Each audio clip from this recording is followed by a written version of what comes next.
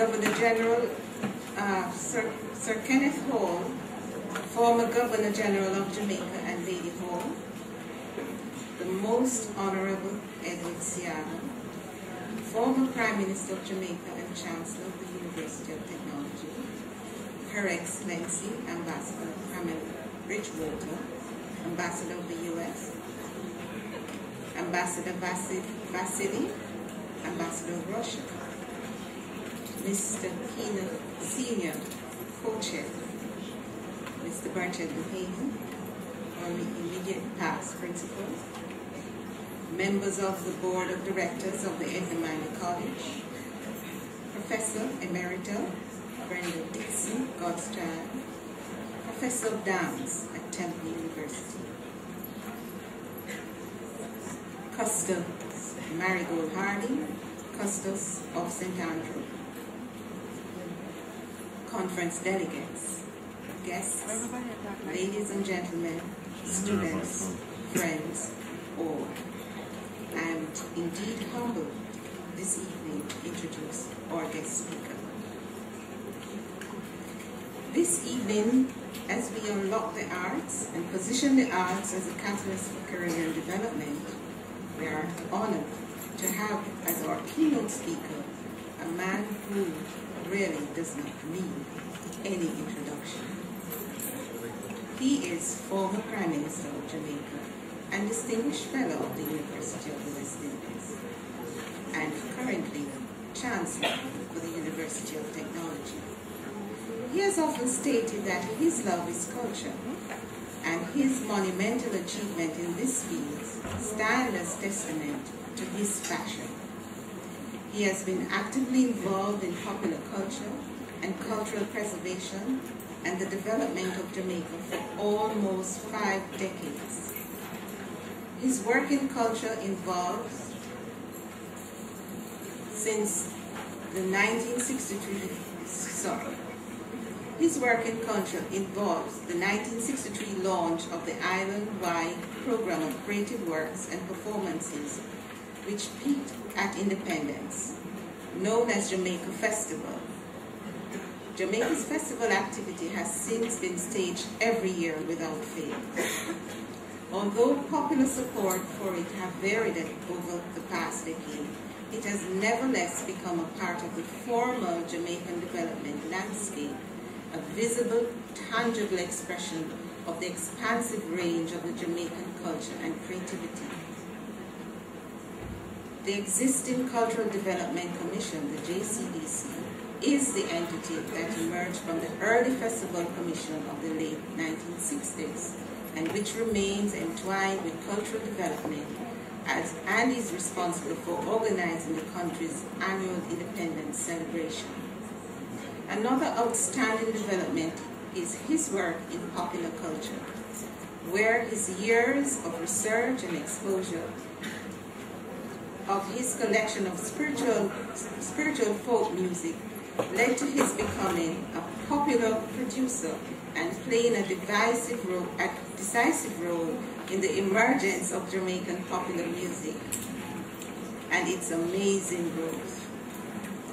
He was a principal mover in the maximizing of the exposure of the music and promoting its popularity among all Jamaicans, overcoming the downtown music image and in promoting it overseas to help achieve international recognition. His other achievements include the initiative of the establishment of the craft development company called Things Jamaica in 1961, the inauguration of the respected Jamaica Journal in 1967, and the Cultural Training Center for the Arts, now known as the Edna Manley College of Visual and Performing Arts, the proud host of its first International Arts Conference.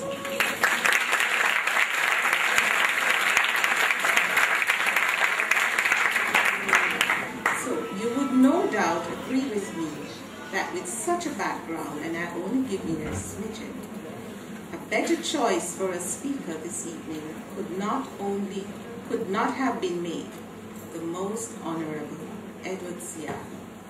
So I invite you to join me in extending a very warm welcome to him as he addresses us on the topic, Folk Roots of Jamaican Cultural Identity.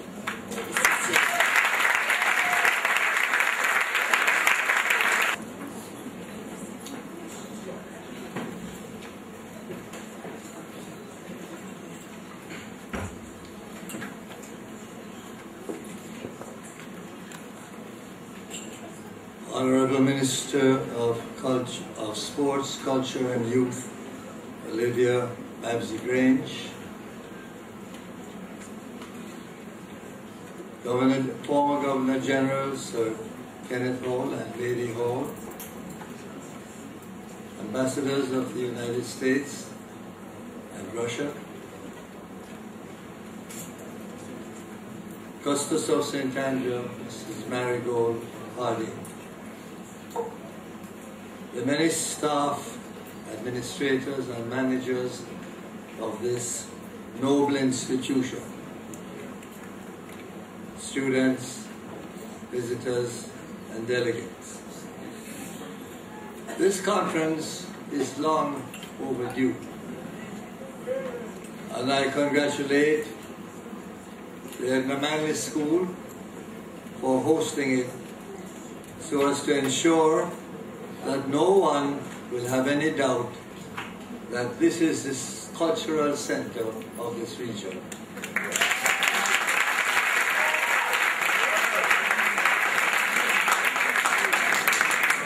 We have so much to talk about in the field of culture, but I'm afraid that when we do so, we speak at a level that resides on the surface, the entertainment level, the performance level. We do not dig deep enough to find out the historical origins of what we see, what we hear, and what we appreciate. And that is a field of folk culture from which everything springs from that well. It is my pleasure, therefore, this evening to speak to you about the underlying area of culture that creates all that we see and we know. Nothing save the omnipresence of Jehovah is more all-embracing than the definition of culture. The totality of beliefs, behavior and values which shape and is shaped by humanity. Based on this all-encompassing perspective, we should expect the influence of culture to be dominant. but so taken are we by the forces which impact on our economic lives, affect our social order, and determine our cultural psyche, that we have mostly failed to recognize the powerful underlying dynamics of culture. This paper, therefore, is about cultural identity, as established by the dominant roots of the society. An appropriate starting point in the recognition of cultural identity is to establish which traits have emerged or survived over generations which have created a dominant cultural presence in traditional society. In young nations such as Jamaica, history is a mix of cultures which have been stratified in layers of society, shaped by the experiences of folk life and modern society molded by metropolitan influences. Jamaica is a well-defined model of this dual society, two Jamaicas, blending at points of experience. The journey of these experiences begin with birth. Folk wisdom creates its own traditional technology, characterized as a mix of pseudoscientific and ethno-religious lore. Food and drink are widely applied categories of traditional beliefs and practices throughout the many stages of life. Traditional cultural practices, for instance, do not promote the use of fresh milk or essential protein content to assist the brain. Development in feeding infants. Health clinics are addressing this problem for expectant and nursing mothers by some distribution of milk powder. To the extent that milk powder is available through small sachets distributed commercially and to some degree in clinics, the nutritional requirements for brain development in the formative stage of infancy are now adequately covered. The alternative to milk is soya, which is becoming more widely available and provides available proteins, and this is reasonably affordable to mothers in low-income households. The optimal option, exclusive breastfeeding, falls victim to the traditional theories of child nutrition. Breastfed infants are less likely to suffer from gastroenteritis and more likely to acquire a healthy body weight. However, many Jamaican mothers supplement breastfeeding with formula or porridge quite early. Only 47% of mothers still exclusively breastfeed at 6 weeks in 2003. Supplementation of breastfeed often begins in the second week of life and is linked to lower rates of weight and height gain.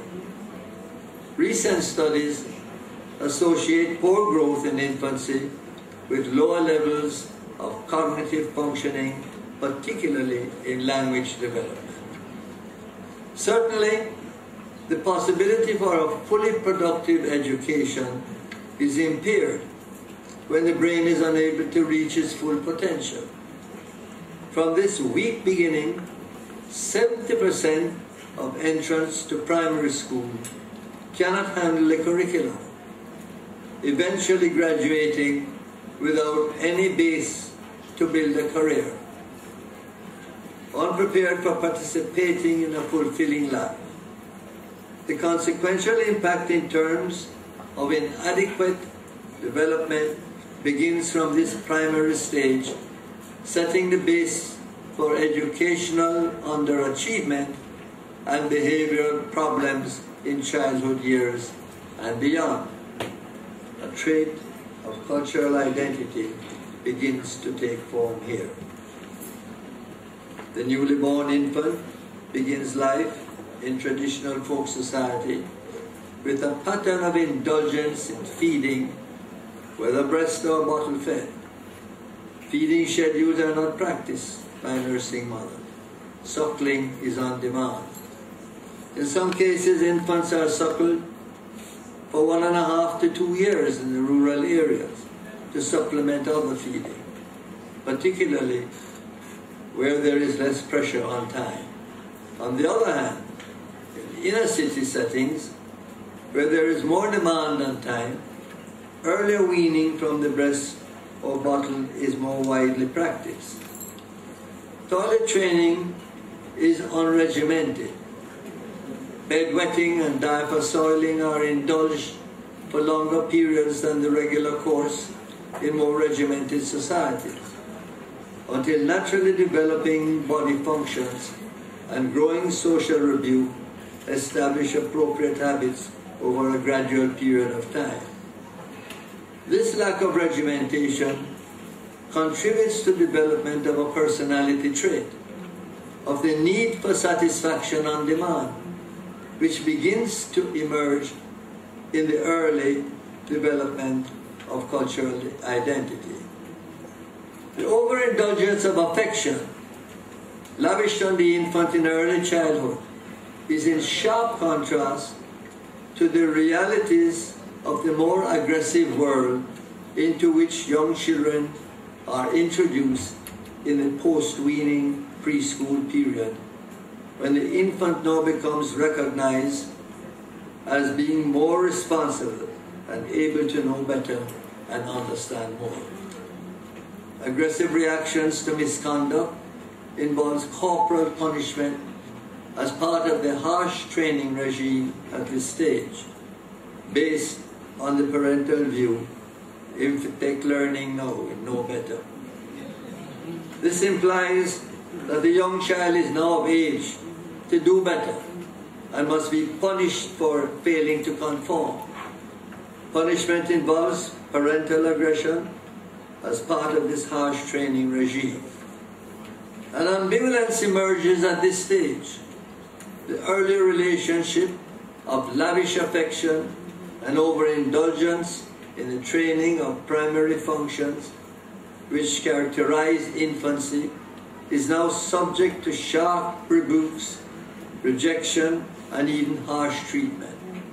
The family is no longer only a source of love, but suddenly an agent of discipline, and at times fear. The recently released UNICEF report, The Situation Analysis of Jamaican Children, highlights the severe nature of Jamaican corporate punishment, both physically and psychologically. 72% of Jamaican parents use methods to discipline their children which are characterized by some form of violence. The confidence of self and security, which children should be building at this stage, is weakened, eventually leading to a socio-cultural trait of submissiveness and lower levels of achievement, or to hyper-aggressive responses.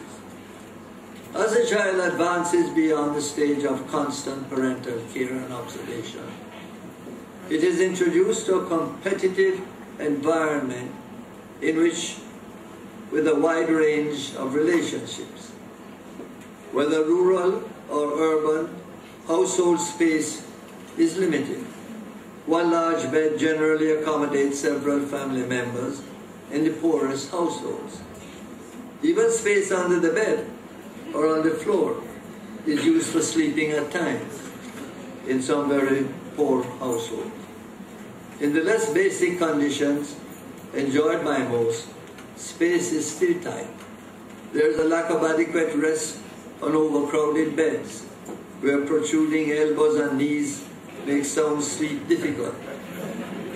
This lack of adequate physical rest reduces energy level in the day, leading to low productivity and irritable responses. Insufficient household space is no different from insufficient food, particularly in poor inner city households. The position is openly stated. is 1 time a day pot cook a yard. In both farming communities and inner city homes, this is usually a heavy evening meal after returning from the field or work. In urban life, the early evening meal is the most certain. Inner city children face a struggle for yard space, which spills out onto the streets. Insufficient food, overcrowded schools, and inadequate desk space adds to the competing demands of aggressive environment and aggressive response. Rural environments which have less struggle for food and yard space show less aggression than inner city areas, where competition for scarce benefits generates ongoing aggressive responses. Determination to aggressively and competitively overcome the odds of scarcity with challenging responses, particularly in inner city settings in which encounters are higher, portray another cultural trait in the making.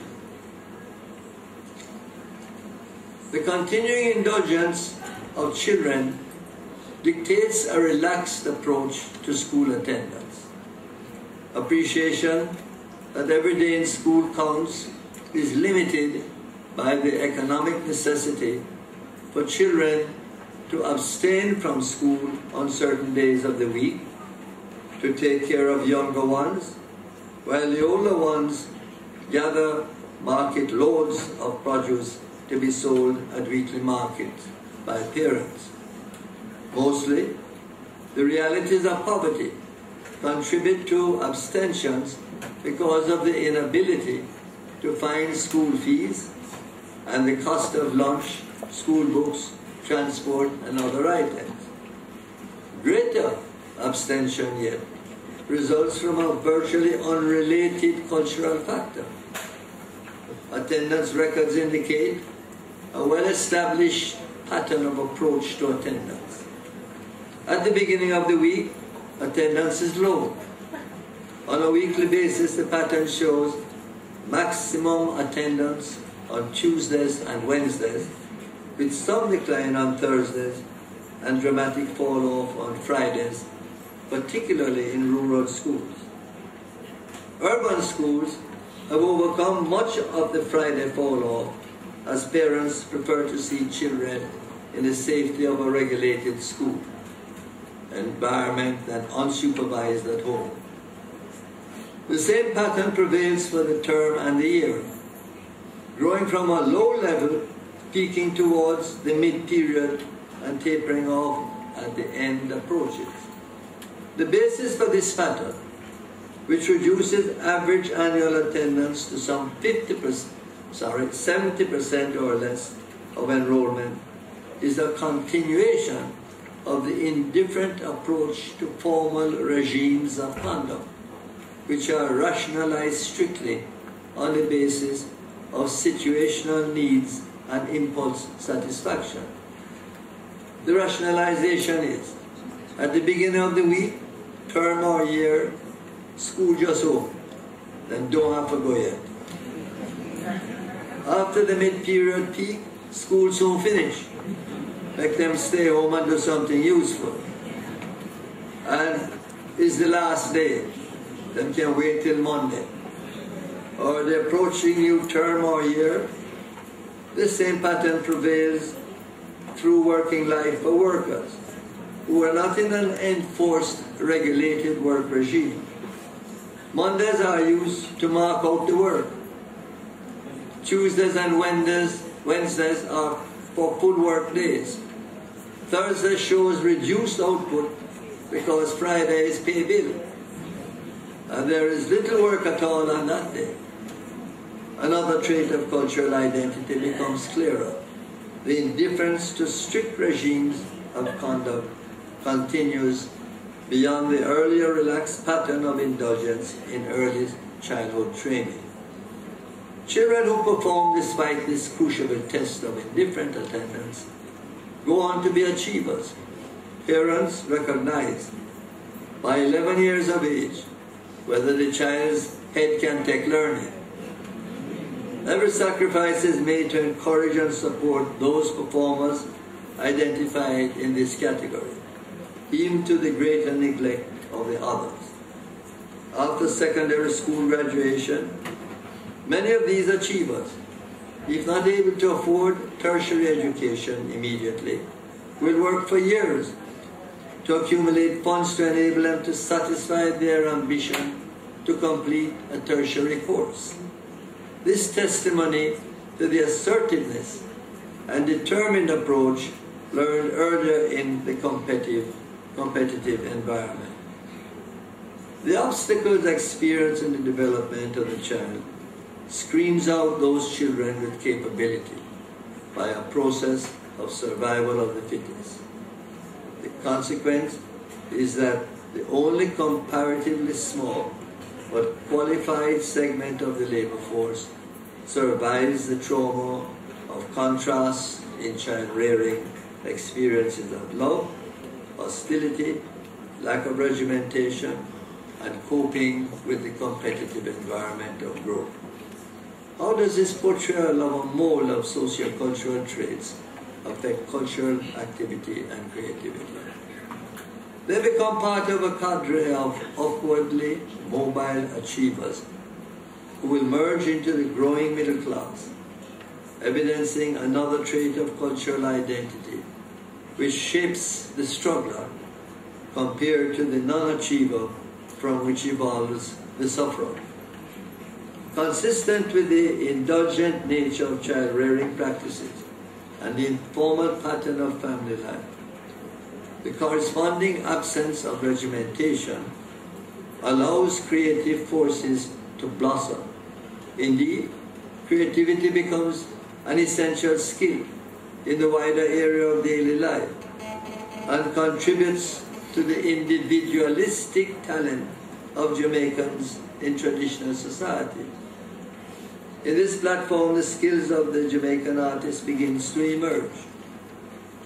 The arts are the most widely recognized area of talent in folk culture, as evident in stylistic flourishes in sports, religious expressions, trading patterns, and overall, the individualistic lifestyle of the traditional culture.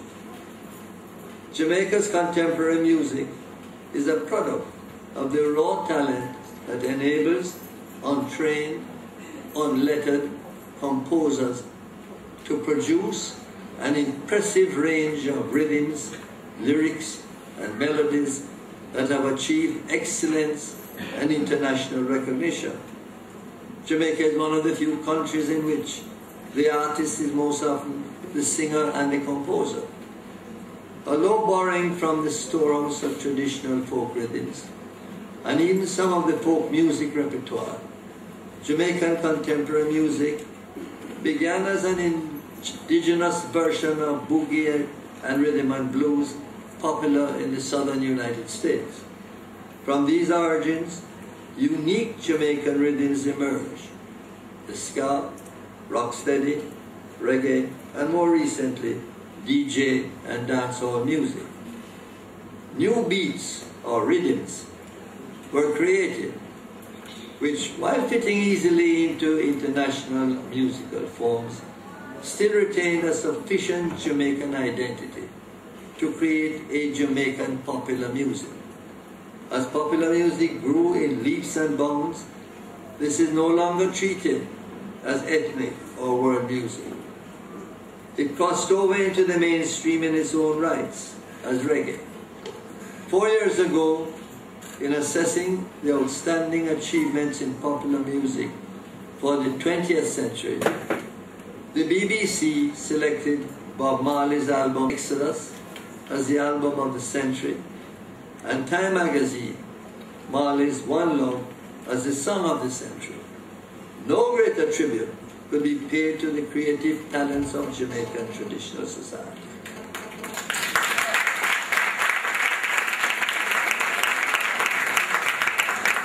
In fact, hip-hop music, which is dominant in many areas of North American popular music today, owes its origin to the dub and DJ music. impromptu interjections of rhythmic rhymes in pop songs popular in Jamaica. This emerged as an art form in Jamaican folk culture at the beginning of the 1970s. King Tubby, Hugh Roy, and King Stitch popularized the style, which was later introduced to North America, where it became hip-hop. Jamaican religious folk music is also a significant influence on Jamaican contemporary music, particularly with the current popularity of the one-drop rhythm. African dance and musical heritage, fused with traditional songs of fundamentalist religious groups in the United States, provided the musical setting of the many Afro-Christian spiritual religions which exist in Jamaica today, notably the revival movement. Their unique religious form provides for creative, improvised, personalized self-expression rather than regimented worship. They believe that the individual can communicate directly with the supernatural through spiritual possession. This liberation of expression unleashes the creative ritual dancing, a unique spiritual language of self-expression by using nonsensical syllables to speak in tongues, and the ability to improvise melodies while in a state of spiritual possession. Indigenous Jamaican creativity also manifests itself in painting, ceramics, sculpture, dance, poetry, culinary and other art forms which are an integral part of our cultural identity, separating our cultural works as different in brand from others. Malachi Reynolds Capo, the renowned intuitive sculptor and one of the earliest exponents of intuitive painting, drew heavily on the experiences of the indigenous folk religion, of which he was one of the most prominent leaders. Others painted landscapes and people, all focusing their creativity on indigenous settings related in artistic styles that would be at home in Africa, in the motherland, where although the artist had no personal experience of his legacy. The artistry continues in sports and is most evident in cricket and football. In cricket, the batsman who exhibits a stylistic poetry in motion with the bat is a true-to-form Jamaican version of orthodox cricket in a classical play. The stroke play is nurtured in a creative culture, carries a stylistic stamp that almost commands applause for the stroke play more so than the runs. Jamaican footballers are somewhat reluctant team players, except at the most professional level. They are more so individual artists, capable of a ballet exhibition with the ball, weaving a path through bewildered opponents. These stylizations have bequeathed and extended over the decades, from Fairy Boots Alcock in the 1940s to Ricardo Wiley Bufula today. The flurry of creative exhibitionism and pattern of excellence in achievement, which characterizes Jamaican athletes in sports, is a well-recognized symptom of cavalier treatment and permissiveness, often accorded to serious matters. Sometimes this is referred to as a lack of professionalism, but generally it is more so recognized as the lack of a regimented approach originating early childhood training that reflects a need for gratification of uninhibited self-expression. It is the urge for individualism in artistic expression to free up the creative man, and in sports to overcome the competitive challenges of earlier years of training. These traits permeate other areas of traditional life. Creative individualism is so enshrined in the cultural identity of Jamaican folk society that central to the folklore is the hero of all individualists, Brer Nancy and the spider, the Ashanti folklore hero. Brer Nancy is a small spider who continuously battles with the physically imposing Brer Tiger and wins. He uses his brain, his conmanship. The creative resourcefulness and trickery of Nancy is legendary, not only in lore, but in the broad reality of folk life, and has penetrated the national psyche. Nancy's influence is readily recognized in business practices too. Take the Jamaican music industry. Prior to the emergence of an industry, labels were often removed from imported records for use on sound systems to hide their true identities. The records without labels were given Jamaican names, and a limited number were sold for exorbitant prices to individual sound system operators. Sound systems are highly amplified music sets operating mostly but not exclusively in inner city yards for dances. They are the forerunners of today's discos. These unidentifiable records were sourced and imported by a few large sound system operators who held exclusivity through anonymity of the source and the label. A good catalogue of exclusive hits enhanced the reputation of the sound system. After the tunes had their exclusive runs, they were reintroduced on the original label and sold to the general public at reduced prices.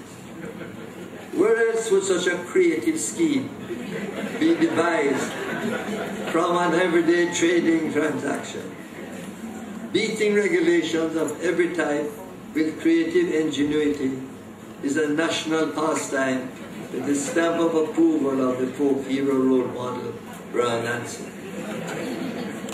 Individualism is the resource base and the crucible by which in many forms and many ways self-expression is shaped into successful art, spiritual liberation, athletic elegance, ingenious trade practices, and cunning devices of all time. Respect is due to every man. The individual need for respect is a compelling characteristic of the cultural identity of Jamaican traditional society. The memory of slavery and colonial